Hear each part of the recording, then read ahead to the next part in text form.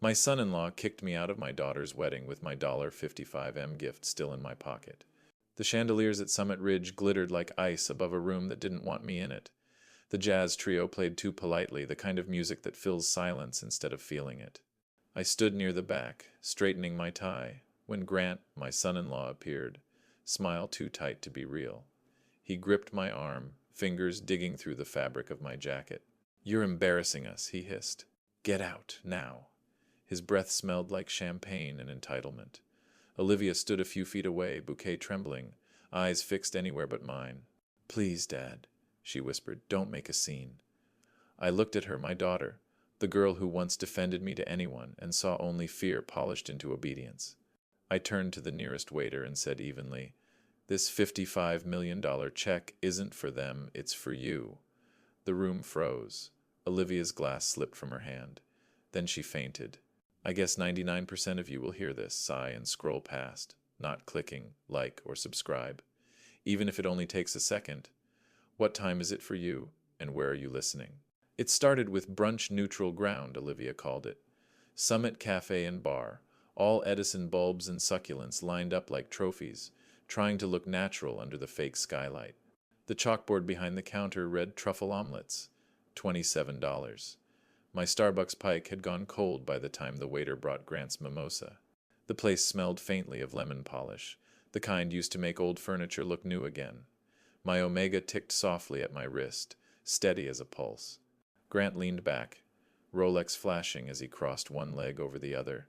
"Walter, you ran into burning buildings. 30 years, right? That's admirable." He paused, smiling like he was about to hand me a medal. "But, these days, leadership is about leverage." Olivia's hand froze halfway to her glass. "Grant," she murmured, but it wasn't defense, just a reflex. Her voice was air without structure. Grant nodded to himself, like a man who'd just explained something important. "We'll help you modernize the house after the honeymoon. Open concept, smooth transitions. You'll thank us." I stirred my coffee, slow, the spoon clinking against the porcelain. "Open concepts are excellent for flame spread," I said. "Fire loves a straight shot." He laughed, too loud for the room. Olivia didn't. She just kept her eyes on her mimosa bubbles, as if they could show her a different life. That silence, that was the crack. The first small fracture under the surface, the one you pretend isn't there. Grant started talking about stock options, interest rates, and his friend's exit strategy. I tuned out. The lemon polish smell dragged me back to a burned kitchen years ago, rookie's hands shaking, grease fire spreading faster than thought. "Thread, don't yank," I'd told him, steadying his wrist. I could almost feel Ruth, my late wife, beside me again, her hand brushing soot off my collar, her voice whispering, "Do the right thing." Across the table, Grant's words blurred into one long hum of self-congratulation. Olivia nodded along, maybe out of habit, maybe out of shame. My daughter, once fierce enough to tell off a professor at 19, now looked small next to a man who thought leverage was a personality trait. When the check came, I paid it without comment. The waiter smiled, professional and polite. I tipped well. It's a small thing, but small things build fires too. As I stood, Grant offered that rehearsed grin again. "Thanks for brunch, Walter. Always good to talk strategy." "Always," I said. Outside, the sun caught the chrome of my well-kept Lexus, and the air smelled cleaner. I paused before getting in, opened my phone, and hit record. "Grant status worship. Open, concept plan. Olivia, non-defense." I saved it. Habit. Documentation saves lives. Then I looked back at the cafe at the perfect symmetry of the succulents, the fake skylight glowing over empty tables, and I understood something. I wasn't a father at brunch anymore. I was an incident commander walking the scene. A fire doesn't announce itself. It hides in polite rooms, behind well-rehearsed smiles. You only notice the heat when it's already under your skin. I drove off, hands steady on the wheel, thinking about Ruth's voice and the smell of lemon polish. That brunch wasn't just a meal, it was the briefing before the flames. I paid the bill and, for the first time, treated brunch like a pre-incident brief. Summit Ridge Country Club had that kind of over-polished charm that made everything smell faintly of lemon wax and old money. The parking lot glittered with BMWs and a single Porsche that revved just to be noticed. My Lexus hummed in quietly, the only car that didn't announce itself. Inside, white linen shimmered under soft chandeliers. A jazz trio nibbled politely at take 5. The gold script banner, "Welcome, Ridge patrons," shivered in the air conditioning like it was nervous to be here too. Victor Hayes, Grant's father, had the posture of a man who believed gravity was optional. He raised his champagne flute before I'd even sat down. "Walter Public Service." "Admirable," he said, each syllable manicured. "We're grateful for men like you, but in boardrooms it's different metrics." Elaine, his wife, leaned in, a smile rehearsed to the millimeter. "Olivia tells us you still wear that firefighter ring. So sweet." Grant, perfectly timed, chimed in. "We'll fix the flow after the wedding. Dad's contractor can start right away." 3 moves. Victor leads. Elaine softens. Grant closes. It was choreography dressed as conversation. I sipped my water and let the silence do its work. My eyes drifted upward to the ceiling, tracing the sprinkler heads. "Your hood system's tagged for inspection next month," I said mildly. "Hope your contractor likes paperwork." The air tightened. Victor blinked, smile cracking just enough to show the gears behind it. Elaine laughed a half-second too late. That brittle kind of laugh people use to patch over a fence. Grant shifted in his chair, jaw tight. The jazz trio kept playing, blissfully unaware of the fire that just sparked beneath the linen. Olivia's hand brushed my arm. "Dad," she whispered, half plea, half warning. I gave her a small nod. I'd spent 30 years reading smoke before it turned to flame. This was just reconnaissance. When the waiter passed, I caught a whiff of something faint lavender. Ruth used to dab it behind her ears before Sunday Mass. Wrong scent for this room, but it cut through the polish-like air in a sealed chamber. I felt her again, steady as ever, telling me what she always did before a call. "Prepare the exits." I stood, smoothing my jacket. "Excuse me a moment," I said, calm as weather. Outside, the night was cooler. The patio lights buzzed faintly, gold on stone. I took out my iPhone and opened notes. Victor Hayes, Summit Ridge Board. Elaine, PR donor circuit. Grant, repeats phrases. Club equals battlefield. I typed it fast, thumb steady. Documentation saves clarity. Through the window I could still see them. Victor back to charming, Elaine dabbing at nothing, Grant explaining himself with his hands. The jazz picked up tempo, pretending nothing burned beneath the tablecloths. I pocketed the phone, turned back toward the door, and looked at the banner again. "Welcome, Ridge patrons." Letters flickered slightly under the vents draft, the air conditioner doing what it could to keep everyone comfortable. I smiled to myself. Comfort was temporary. Inspection dates weren't. When I stepped back inside, I already knew where the exits were and who'd sprint for which one when things got hot. I went back inside, knowing where the exits were and who'd sprint for which one. Sunday mornings used to be quiet. Coffee on the counter, Wall Street Journal folded just so, Ruth's cedar chest catching the first stripe of sunlight through the blinds. That morning the peace broke with a sound I hadn't heard since the firehouse. Click, drag, click, drag, a tape measure scraping across my bedroom baseboards. The hallway smelled like paint Swiss coffee, the label said. Not real white, just an off beige pretending to be wealth. I stepped into the doorway, still holding my mug. Elaine stood beside the cedar chest, Dior handbag perched on top like a crown. A man in skinny jeans held one end of the tape while Grant, my son-in-law, pointed at a printout of floor plans.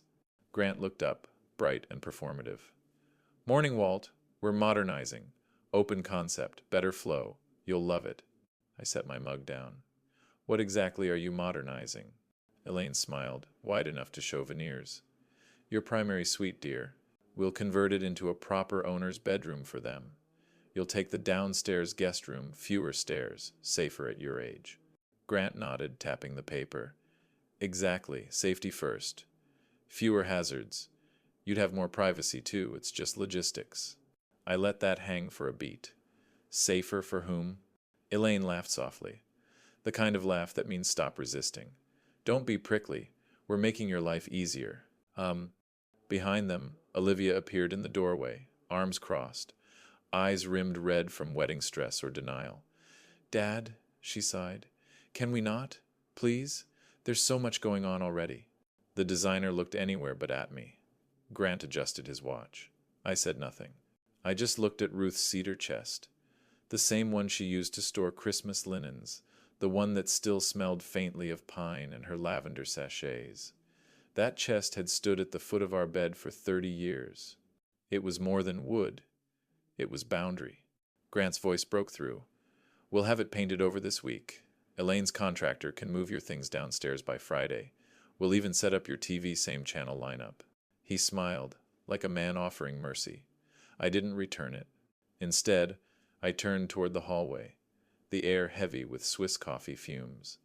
I pressed the side button on my phone, opened the Ring app, and saw the entry timestamp, 9:43 a.m. I took a screenshot, then another. Elaine, handbag on cedar. Grant, floor plan in hand. Designer mid-measure. Evidence, not emotion. Olivia rubbed her temples. It's just paint, Dad. Paint's how you mark territory, I said. Always has been. Grant's smile faltered. We're just optimizing space. I picked up my mug again, the coffee now cold, and nodded toward the wall. Optimizing is what fire does. It clears out what doesn't belong. Nobody laughed. Elaine cleared her throat and told the designer they were about done. He retracted the tape measure with a metallic snap that echoed like a closing door. They shuffled out, perfume and tension trailing behind. The floor plan, forgotten on my nightstand, caught the light from the window red marker lines cutting through my room like fault cracks.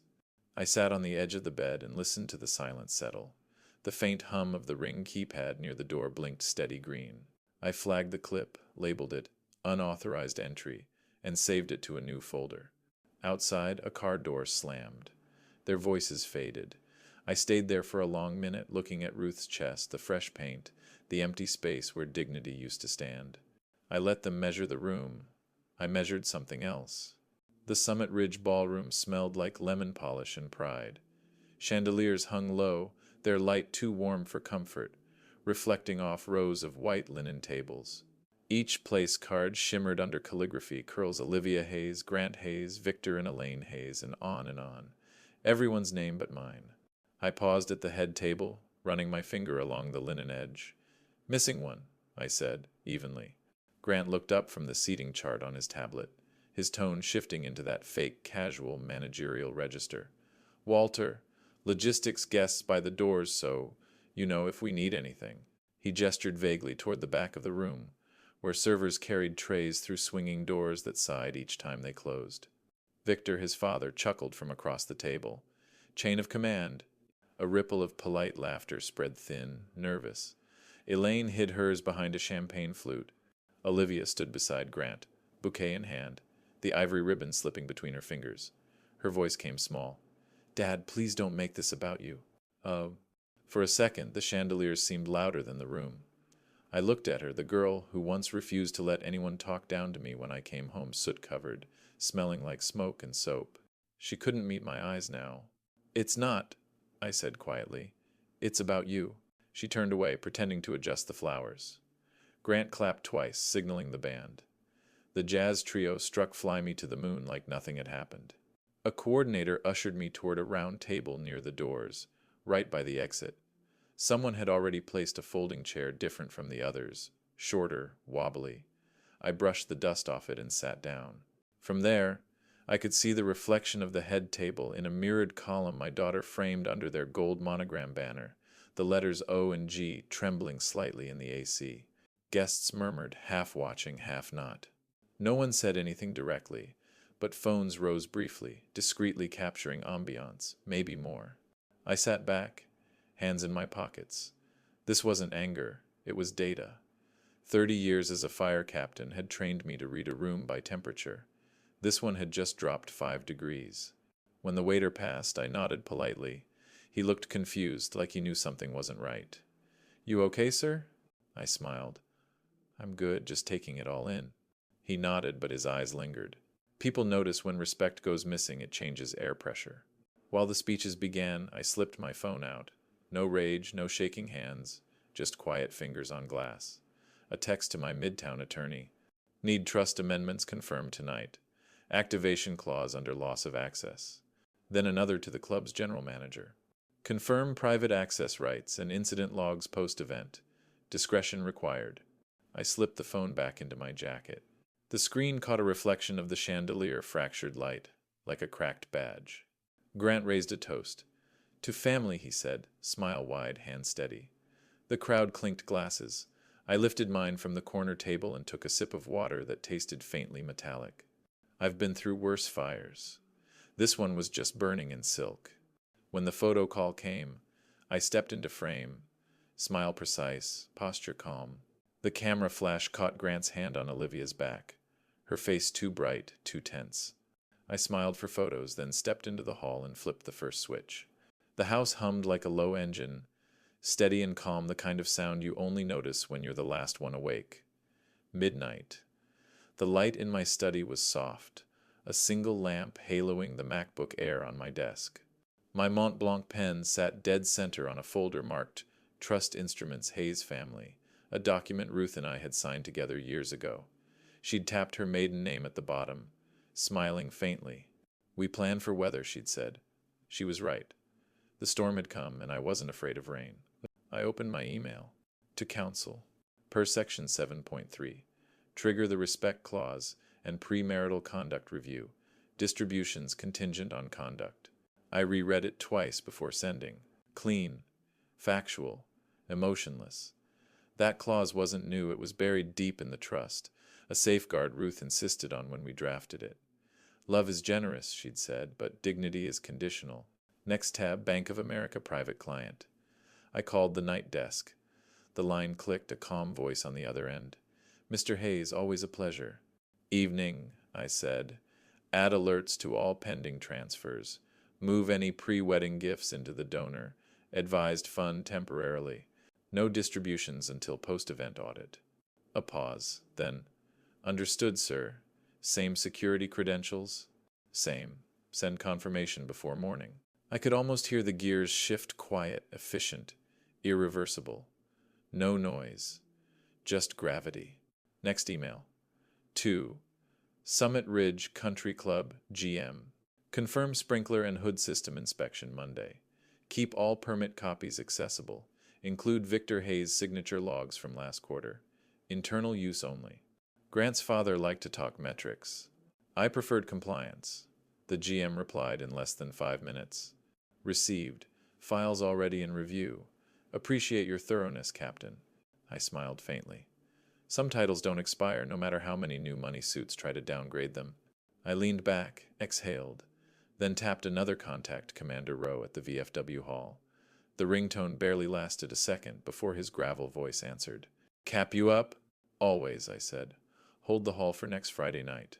Might need a new scholarship venue. Done. We'll shine the floors. This about the Ridge crowd? I hesitated. Just a change of air pressure. He grunted, a single laugh. Copy that. The message thread blinked salute emoji. I closed the laptop, but not before double-checking the trust dashboard. Every transaction had its timestamp, every name its condition. Nothing dramatic, just precision. The clock hit 1:07 a.m. Outside, a sprinkler clicked in the dark, rhythm matching my pulse. I stood, checked the locks, turned off the hallway light. The faint smell of Swiss coffee paint still lingered from the day Grant's decorator had optimized my walls.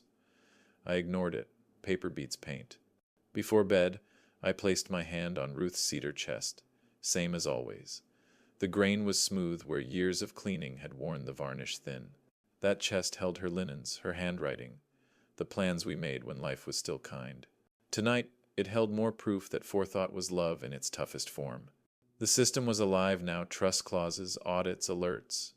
My network didn't bark or boast, it simply moved like water through old pipes. Controlled, invisible, unstoppable. By sunrise, nothing looked different except everything that mattered. At the Short Hills boutique, everything gleamed too much. The mirrors were too forgiving, the light too bright, the air perfumed with citrus and price tags. Elaine hovered near the glass counter like a queen at court, her Dior shawl framing the moment. Olivia stood beside her, turning a bracelet over in her hand silver, Tiffany adjacent, expensive enough to prove a point. The associate smiled, card poised. Whenever you're ready. Olivia slid her card across. It made that soft, confident swipe sound. Then silence. A flicker. The associate's smile didn't break, but her voice softened.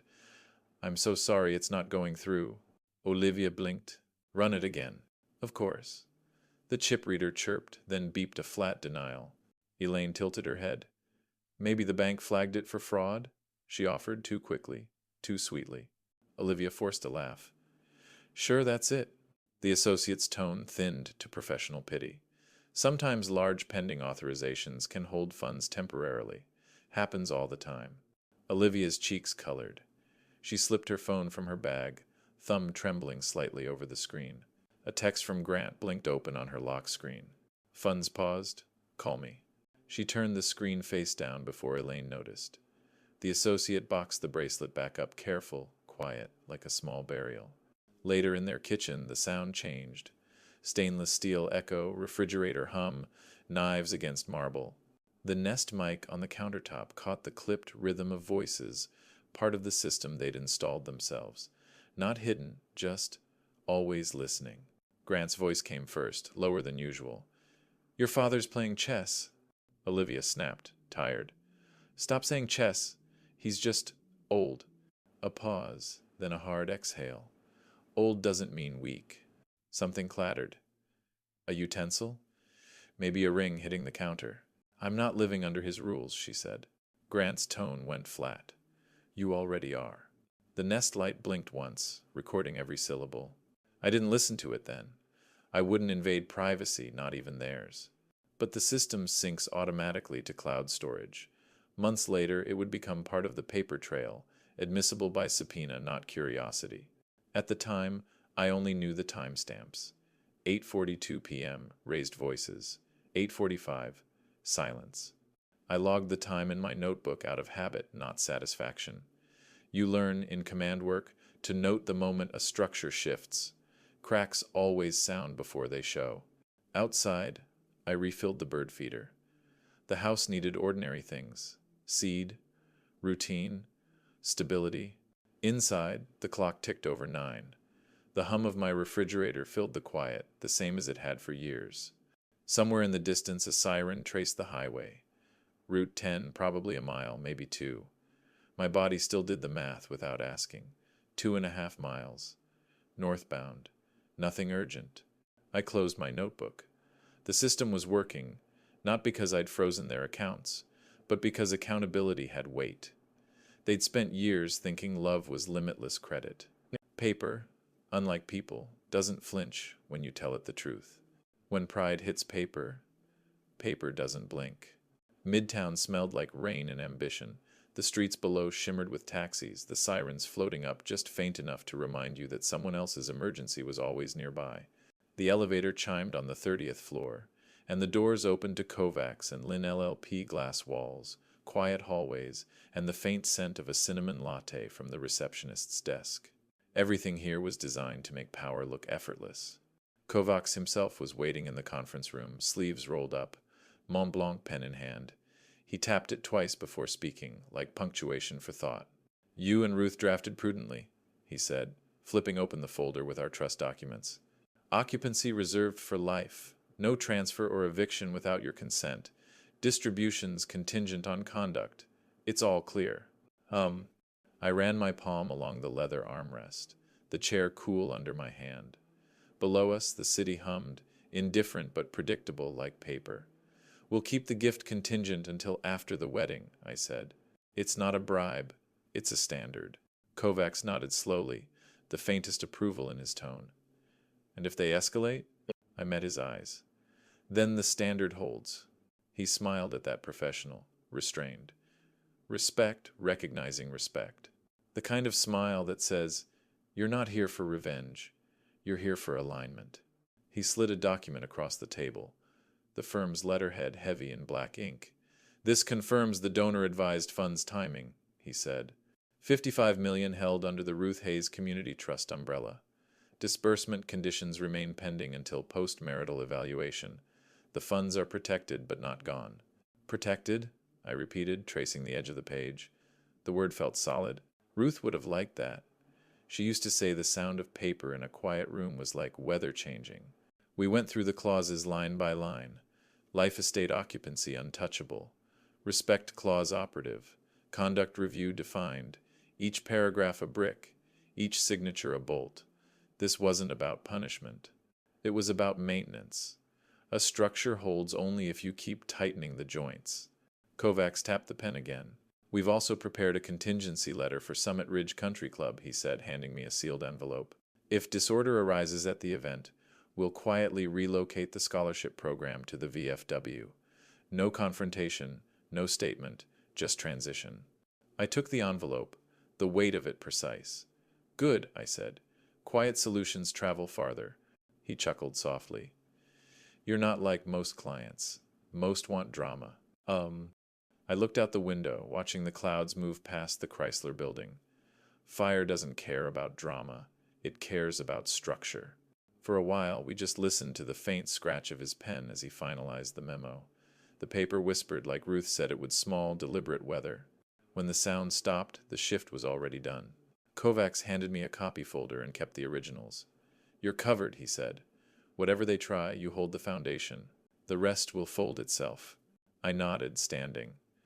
That's all I ever built, Daniel Foundations. They take longer, but they last. We shook hands. The sirens outside had grown softer, the city catching its breath. I pocketed the contingency letter and the copies, tucking them into the inner fold of my jacket. My reflection in the glass looked older, yes, but centered like a man who had turned fire into blueprint. When the pen stopped scratching, the weather already had. I guess 99% of you will hear this, sigh and scroll past, not clicking like or subscribe. Even if it only takes a second, what time is it for you, and where are you listening? The Summit Ridge Grand Ballroom looked like money pretending to be grace. Chandeliers combed the air, scattering light that made everyone appear better than they were. The band was doing a sound check. Check, check, their voices muffled by the kind of carpet designed to swallow noise, not conflict. Tables glittered with glassware and expectation. The monogram banner, O and G, hung slightly crooked, trembling in the air conditioning. I arrived early, as always. Years of firehouse work never left me. I checked exits, sight lines, sprinkler heads certified just yesterday. The general manager, sleeves rolled up, leaned toward me. Audio's clean, sir. Sprinklers passed. All copies of your documents are secured in the office safe, as you requested. Thank you, I said. If anything unusual happens, note the time. He nodded. We understood each other. Quiet professionalism travels farther than noise. I'd already placed redundant document copies, one with counsel, one in my jacket, one sealed in the club's safe. The plan wasn't paranoia. It was procedure. Firefighters don't trust luck. Guests began drifting in. Polite laughter floated across the room, the kind that hides tension under cologne and champagne. I stayed near the back, content to be invisible. It was Olivia's day, after all. Until it wasn't. Grant appeared beside me, boutonniere perfect, breath heavy with champagne and victory. His smile didn't reach his eyes. Walter, he said quietly, hand sliding onto my arm. The grip tightened, fingers like a clamp through my jacket. You're embarrassing us. Get out now. His voice was low, practiced. The kind used to control, not convince. I met his gaze steady. Let go, I said, calm as a training order. He didn't. The grip tightened, enough to bruise. Olivia stood 3 steps behind him, bouquet trembling slightly, eyes unfocused. Her silence felt like a verdict. I inhaled once steady, measured and turned my head toward a waiter passing with a tray of water glasses. Young man, I said evenly, please inform the manager there's been an incident. Grant's hand dropped like it had touched fire. The waiter froze, eyes wide, then nodded and moved. I didn't raise my voice. I didn't need to. Around us, the room shifted the ripple of awareness, the hush that comes when wealth senses scandal. The band, oblivious, launched into a cheerful vamp. Someone laughed too loudly at a nearby table. The sound clattered, then died. I adjusted my cuff, checked my watch, and spoke quietly enough for only him to hear. You've just created a record. He swallowed hard. The color drained from his face. Olivia whispered something I couldn't hear, but I saw the tremor in her jaw. The general manager appeared moments later, calm, clipboard in hand. Is everything all right here? Handled, I said. But please log the interaction, time of event, witness names, routine protocol. He nodded, already writing. The tension in the room pulsed like static. I could have walked out. I could have left them to their own implosion. But Ruth's voice came back to me, soft, patient. Don't bleed on the dance floor. Let paper do the bleeding. So I turned toward the stage, where the band was waiting for the officiant's cue. I stepped up, motioned to the mic. May I have 30 seconds? I asked. The band leader hesitated, then handed it over. The room fell quiet, not respectful quiet, but the kind of silence that smells of fear and curiosity mixed. I looked out across the ballroom, the chandeliers, the faces, the fault line running through my family, and took one long breath. When the room finally went quiet, I lifted the mic and chose exactly one sentence. The chandeliers dimmed just enough for faces to blur at the edges. The band froze mid-smile, a trumpet lifted halfway to a note that never came. All that opulence, the linen, the gold trim, the hush of a crowd that had never been told no balanced on the edge of one microphone. I took it like I would take a report clipboard at a fire scene. Firm, neutral, no tremor. The $55 million I reserved for the newlyweds, I said, voice steady as a ledger line, will instead fund the Ruth Hayes Service and Scholarship Trust through the County Community Foundation, with tonight's first ceremonial acknowledgement going to the staff member who witnessed an assault and chose composure. You, sir. Every syllable landed like a dropped coin in water, clean, irreversible. The waiter, young, pressed shirt. The one who'd stepped forward earlier froze. The general manager nodded once and approached him, sliding a white envelope into his palm. Acknowledgement letter and scholarship starter grant, he said quietly. Gasps rippled through the room. Champagne flutes quivered. Somewhere near table 4, a candle guttered, then steadied again. Olivia's knees softened. A bridesmaid caught her by the elbow. Grant's mouth opened, then closed, then opened again without sound. He looked like a man realizing gravity had changed direction. I didn't move. The trust, I continued calm, will support first responders' families and hospitality workers pursuing community service degrees. The terms remain open to those who act with respect under pressure. It wasn't a lecture. It was a sentence made of steel, paperwork, and weathered memory. Behind my ribs, Ruth's voice floated up soft, the way she spoke when calming a rookie. Don't humiliate. Clarify. So I did. I handed the mic back to the band leader. Thank you, I said, as if we'd just concluded a toast. For a moment the ballroom held still, frozen inside the quiet between comprehension and consequence. Then someone near the back began to clap. 1, 2, 3 hesitant beats that multiplied. It wasn't applause exactly. It was pressure relief. The GM moved smoothly, directing staff to open the side doors. Cool air spilled in from the hallway. I gestured toward it with 2 fingers. If anyone needs air, I said. Grant stared at me, red rising to his ears. Victor half stood, then sat again when Elaine's hand gripped his wrist. Olivia stared at the floor, shoulders shaking, bouquet trembling like a signal. I stepped down from the platform and past the waiter, who still held the envelope as though it might disappear. Congratulations, I said quietly. You earned that. He swallowed, nodded. Thank you, sir. I moved toward the back of the room, the murmurs behind me swelling into something between confusion and awe. The chandeliers threw fractured light across the marble, and for the first time that evening, the reflections looked honest. This wasn't vengeance. It was correction. Ruth and I had built the trust years ago for exactly this moments when conduct mattered more than pedigree, paper that held its ground when people didn't. I reached the exit, paused, and looked back once. The waiter stood under the chandelier's glow, envelope in hand, the young face of integrity, the kind of person we built the fund for. I set the mic down and, with 2 fingers, gestured for the doors to open if anyone needed air. The chandeliers brightened a shade too high, as if the room itself had started to sweat. The band, desperate to smooth the silence, stumbled into a nervous vamp piano keys, searching for rhythm and not finding it. Grant stepped toward me, his champagne breath sharp, his voice cracking against the polished air. You can't. This is a wedding. It is, I said evenly, and the trust's terms apply in public settings.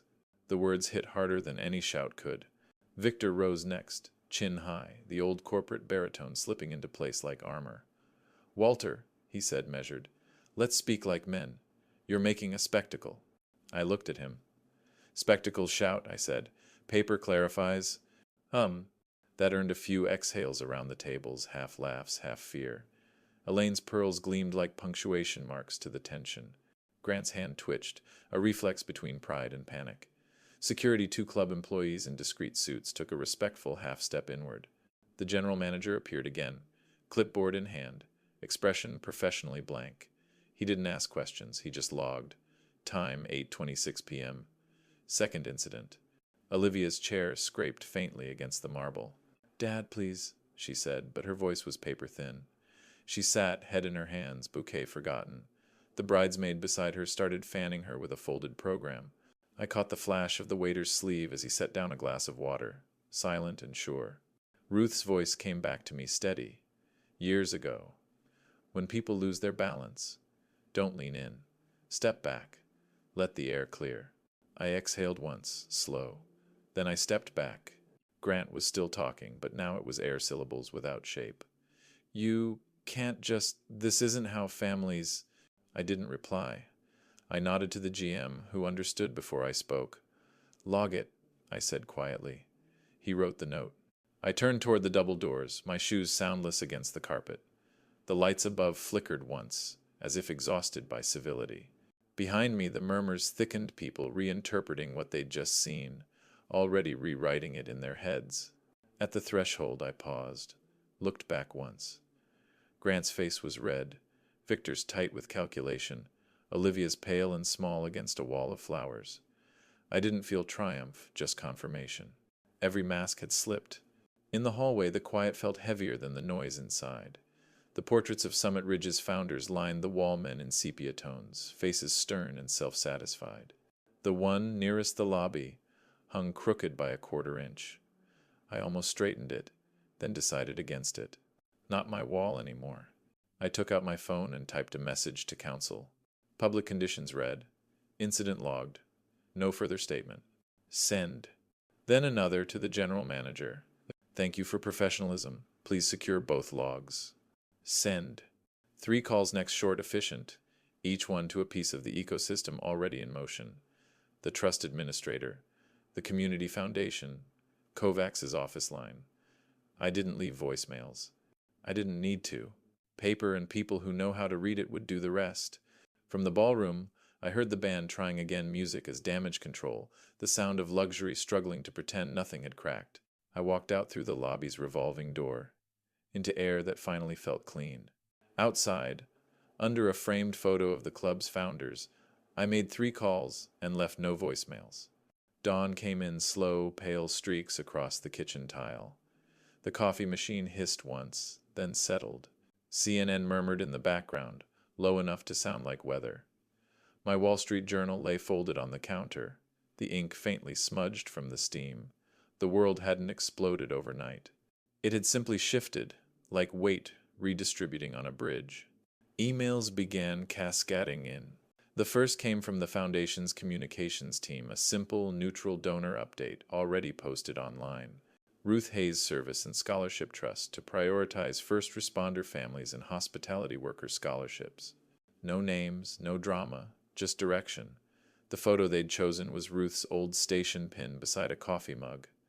No one outside the circle would ever guess what sparked it. Everyone inside would know. Next came the Bank of America private client alert. My phone buzzed once, cleanly. DAF advisory update complete. Post, wedding conduct review concluded. Redirection finalized. Kovacs was CC'd, as was the trust officer. A single sentence followed. All distributions paused pending new beneficiary alignment. Paper, doing exactly what it was designed to do quietly, without heat. By 7:20, another message blinked through Summit Ridge Country Club board secretary. Per prior request, special meeting scheduled to review Hood, divided by sprinkler compliance and vendor contracts. They called it compliance, not fallout. It was the same thing. I sipped my coffee, checked my watch. A sparrow landed on the kitchen window ledge, tapping once against the glass like a tiny inspector confirming the shift had been logged. Then another ping, VFW commander. Hall ready Friday. Proud of you, Cap. The message made me smile. I hadn't heard Cap in years. The house smelled faintly of cedar and burnt toast. The air felt steadier. I reached for the cedar chest in the corner, Ruth's chest, and traced my finger along the lid. Near the right hinge was the little gouge she'd refused to sand down. She said imperfections made the grain honest. I'd never really understood it until now. My iPad lit again with the Foundation's press dashboard. Early coverage from local outlets already resharing the donor note.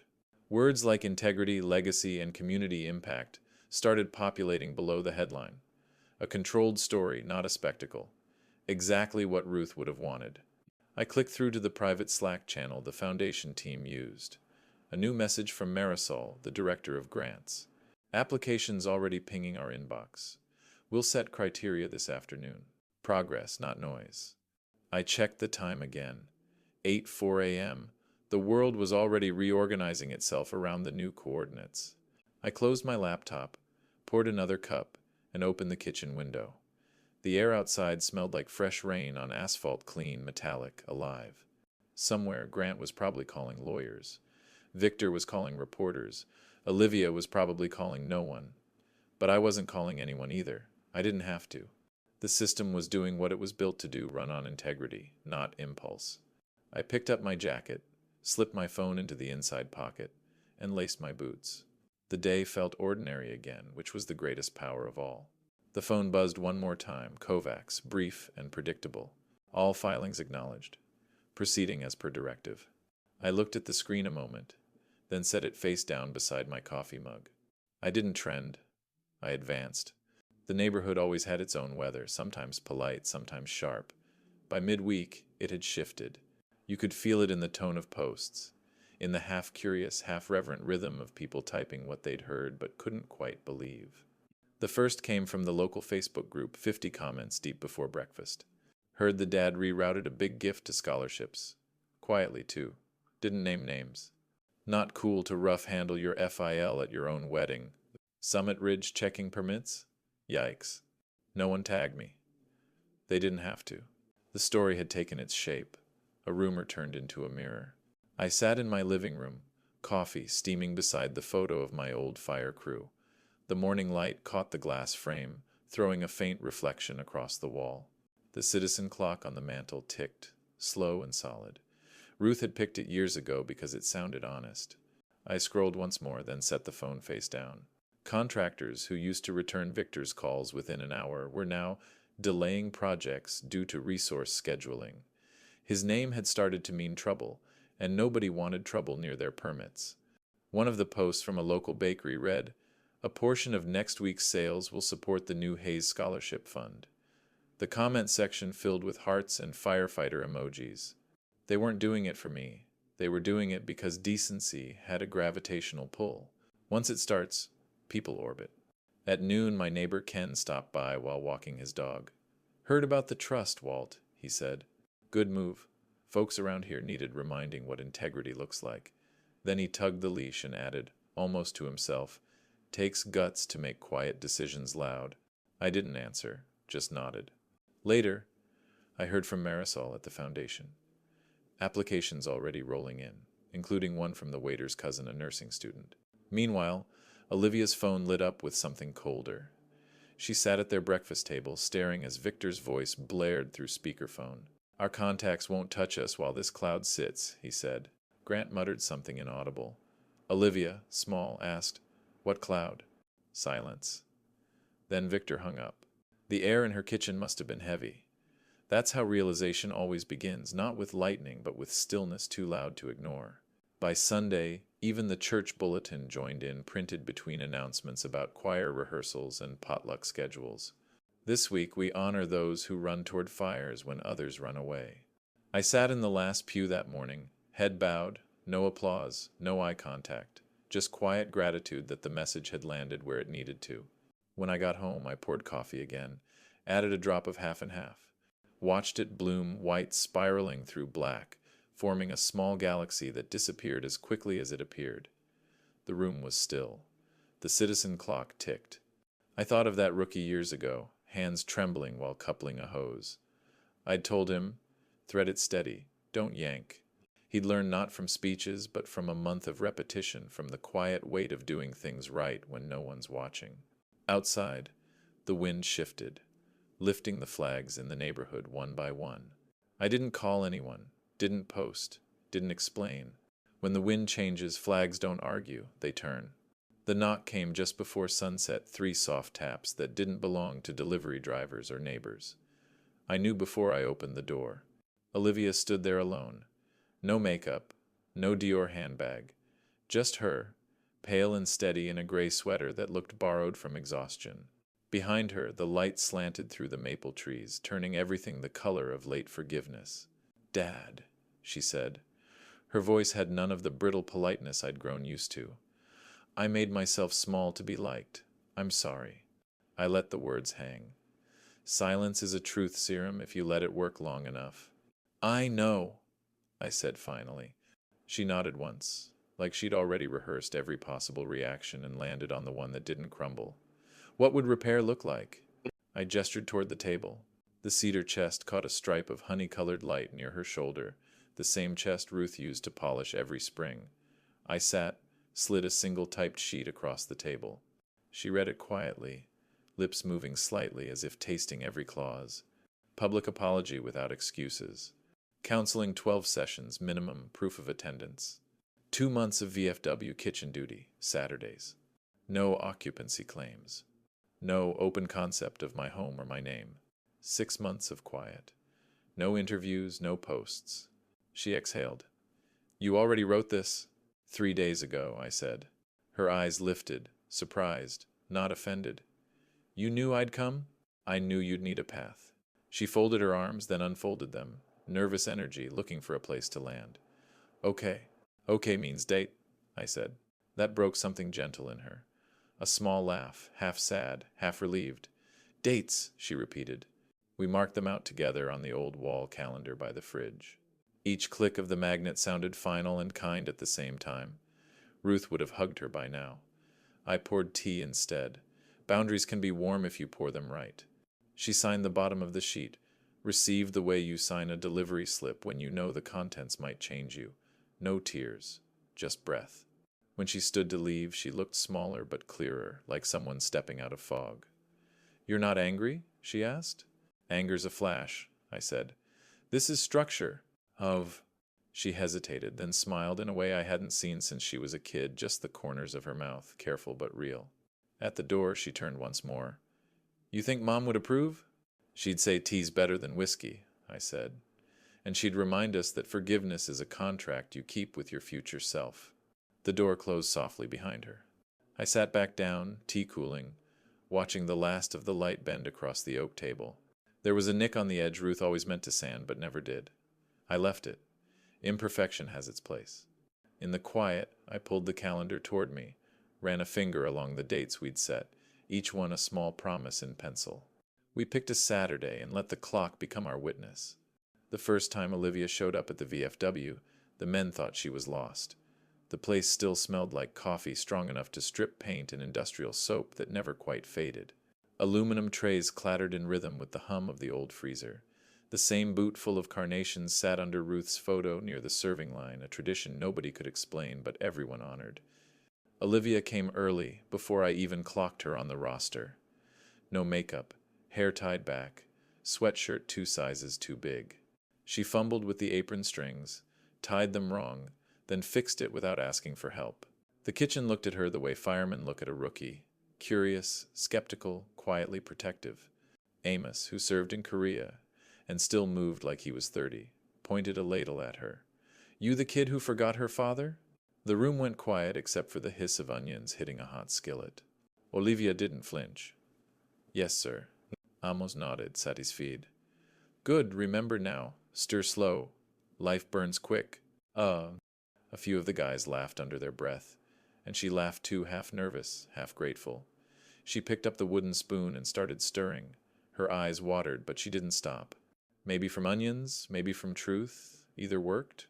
I stood in the doorway, arms crossed, half in shadow. Steam curled around her like a baptism no one had planned. Amos leaned over to check her pan. "Not bad," he said. "Needs patience, everything does." She didn't ask what he meant. She just nodded and adjusted the heat. The rhythm of the kitchen took her in. Trays filled. Plates went out. The veterans teased her the way men tease when they've decided someone belongs.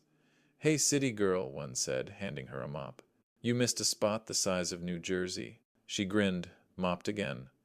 The mop bucket squeaked every third push, the same sound it had made for 20 years. The noise annoyed everyone except her. She seemed to like it, proof of work done. By cleanup, the stainless steel counters gleamed, and the floor smelled like lemon disinfectant and onion skin. Olivia stayed until the end, stacking chairs and wiping down tables long after the last tray was covered. When she finally peeled off the gloves, her hands were pink, her shoulders streaked with sweat, and her hair stuck to her neck. But her eyes were alive in a way I hadn't seen since she was 12. Amos handed her a styrofoam cup of that bitter coffee and said, "Congratulations, kid, you survived." She sipped and winced. "Barely." "That's how you know it's working," he said. When she left that night, the air outside was cool and heavy with rain. She waved once, small but steady. I didn't hug her. Didn't need to. I just nodded a single, quiet stamp of approval. Inside, the kitchen was dark except for the glow from the exit sign. I stood in the doorway, steam still drifting from the sinks, and heard Ruth's voice as clear as breath. "That's our girl." I turned off the lights and locked the door. By the fourth Saturday, she checked the ovens without being asked. The VFW hall smelled like chili, floor polish, and old wood, a mix that felt like belonging. The folding chairs creaked under the weight of people leaning forward, listening for something worth hearing. On the wall, Ruth's photo watched over it all, a single boot of carnations beneath her smile. The same banner from years ago fluttered near the AC vent that never sat still. It was scholarship night. 7 recipients, all first responders, kids, or hospitality workers, the kind of people who keep a community from fraying. Olivia had helped set up the tables, lined the crockpots, stacked the styrofoam bowls. No press, no stage lights, just faces that knew what work smelled like. When her name was called, she didn't hesitate. She walked to the mic in jeans and a plain blue blouse, paper in her hand but unread. Her voice was steady, stripped of the old varnish. "I sided with status over service," she said. "I minimized a man who ran toward fire. I'm sorry, Dad. I want to earn my way back." That was it. No ifs, no buts. For a moment, the only sound was the air conditioner rattling like an old heartbeat. Then Amos clapped once, slow. The rest followed. A low wave of sound, not roaring, just real. Olivia's eyes were wet, but her smile wasn't fragile. She stepped back from the mic, took a breath that seemed to reach all the way down, and nodded toward the crowd. Then she turned to me. I stood, hands still on the back of my chair. The wood felt warm under my palms. "Forgiveness," I said, "begins on paper and ends with behavior. We're somewhere in the middle now." People didn't cheer. They didn't need to. The room exhaled. It felt like the moment after a storm when you hear the ground drinking again. Afterward, we went back to work. The chili needed ladling. Plates needed wiping. Amos told the same joke he always did about overcooked rice, and it landed like clockwork. Olivia stood beside me at the serving line. She kept pace, no need for instruction. At one point she handed me a ladle without looking, her wrist brushing mine. Small, ordinary contact, but it felt like a language we'd both finally remembered. Between servings, she whispered, "Thank you for letting me say it here." "This was never about me," I said quietly. "It's about what the room remembers." She nodded, eyes glistening under the fluorescent light. By 9, most of the crowd had gone. The hall echoed with the small sounds of clean-up chairs folding, water running, a single mop bucket squeaking its familiar rhythm. Olivia washed. I dried. Neither of us said much. At 9:14, we finished the last pot. The water turned clear.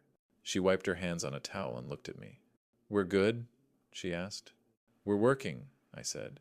"Good comes later." She smiled, soft but sure. "See you next Saturday." I turned off the lights, leaving only the string of Christmas bulbs that never got taken down. Ruth's picture caught one last glint of red before the room dimmed. We washed the last pot at 9:14 and didn't say forgive or forget, we said see you next Saturday. I guess 99% of you will hear this, sigh and scroll past, not clicking like or subscribe, even if it only takes a second. What time is it for you? And where are you listening? Sunday came easy again. The house smelled like thyme and dish soap. The calendar magnet on the fridge Sunday dinner, 6:30 p.m., sat where it always had, only now it meant something again. The fridge hummed louder when the AC clicked off, a small, steady sound that felt like breathing. Earlier that week, Summit Ridge finished its compliance review. No headlines, no scandal, just minutes recorded, signatures filed, vendor contracts, paused pending procedural review. Victor's name wasn't on any suspension notice, but everyone understood. His calls to the board went unanswered. Contractors started using polite phrases like timelines shifted and pending availability. The world didn't punish him, it simply stopped taking his calls. The doorbell rang around 5. When I opened it, Grant stood there alone. No suit, no script, just a man with a gray ring around his eyes and a paper-thin smile. "Walter," he said quietly, "look, mistakes were made. We were stressed. Can we reset?" I let the silence stretch. Then, "You assaulted me in public and attempted to displace me from my home." He looked at his shoes, nodded once. "I'll apologize at the club." "Not to the club," I said. "To the waiter, to the staff." He swallowed. "Right." He didn't argue, didn't reach for excuses, just stood there until the silence became his answer. When he left, I closed the door softly behind him, not slammed, not locked, just closed. Later that evening, Olivia arrived. She looked different, lighter, maybe. She handed me a folded lease and a small key. "We found a place near the train," she said. 2 bedrooms. No, open concept. I smiled. "Closed doors are where families tell the truth." She laughed a little. "That's what the old guys at the VFW say." "They're not wrong," I said. We ate simply roast chicken, potatoes, a salad heavy on onions because that's what she'd learned to chop. The conversation was small but real. When the plates were cleared, she reached into her bag and pulled out the sheet I'd sent weeks ago, the draft for our family covenant. We read it together, line by line, at the kitchen counter. No insults, even in whispers. All major financial decisions in writing. Life, estate, and house boundaries respected. Disputes paused for 24 hours before response. No lawyer speak, no drama, just structure, plain as daylight. She signed it, then handed me the pen. I signed beneath her name. The ink bled slightly into the paper, like 2 lines finding common ground. We taped it to the fridge right under Ruth's magnet from a decades-old firehouse picnic. Olivia smoothed the corners, making sure it sat straight. "Feels strange," she said softly, "seeing it like this." "Rules always look strange until they save you," I said. After she left, I did the dishes alone. There was a loose thread on the dish towel, and I pulled it once, careful not to unravel the whole edge. The cedar chest in the corner caught the last bit of evening light. I set the towel down and rested my palm on the wood, just long enough to feel its quiet warmth. The scent was faint now, soap, cedar, maybe a trace of Ruth's perfume from years ago. The fire's still in the house, I thought. It just knows where to live. Outside, the wind pushed against the window panes. I checked each latch, felt the seals hold. The house breathed right steady, balanced, contained. The wind can howl. This time the windows are latched.